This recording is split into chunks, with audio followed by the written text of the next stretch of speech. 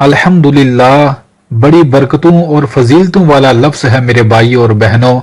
اس لفظ کی شان کا کیا کہنا کہ قرآن عظیم جیسی کتاب شروع ہی اس لفظ کے ساتھ ہوتی ہے، الحمدللہ رب العالمین۔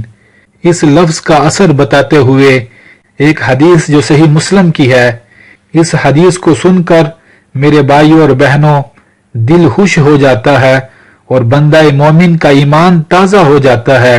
صحیح مسلم کی روایت کے اندر میرے سونے نبی صلی اللہ علیہ وآلہ وسلم نے فرمایا، لوگوں قیامت کے دن جو ترازو لگایا جائے گا نیکیوں کا وزن کرنے کے لیے، اس ترازو کے 2 پلڑے ہوں گے اور وہ ترازو اتنا بڑا ہوگا اگر 7 زمینوں اور 7 آسمان اس کے ایک پلڑے میں رکھ دیے جائیں تو اس کا ایک پلڑا پھر بھی نہیں بھرے گا۔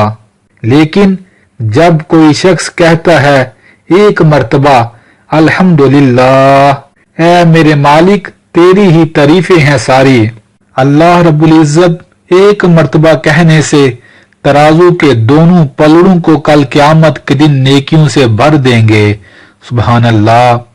تو میرے بھائیوں اور بہنوں اپنی زبانوں کو اس لفظ الحمدللہ کے ساتھ میٹھا کرتے رہا کریں۔ اور کب کب الحمدللہ پڑھنا چاہیے؟ جب بھی کوئی شخص آپ سے پوچھے آپ کا کیا حال ہے تو آپ کہیں الحمدللہ، اللہ کا شکر ہے۔ جب بھی کوئی شخص آپ کی کسی بھی معاملے میں تعریف کرے کہ آپ کے بچے بہت اچھے ہیں، اللہ نے آپ کو گاڑی عطا کی ہے، اللہ نے آپ کو صحت عطا کی ہے، اللہ نے آپ کو علم عطا کیا ہے، تو آپ کی زبان فوراً کہے الحمدللہ۔ یہ ساری تعریفیں میرے اللہ ہی کے لیے ہیں جس نے مجھے یہ نعمتیں عطا کی۔ تو میرے بھائیوں اور بہنوں خود بھی پڑھیں، اپنے بچوں کو بھی یہ لفظ سکھا دیں۔ اللہ سے دعا ہے اللہ عمل کی توفیق عطا فرمائے، آمین۔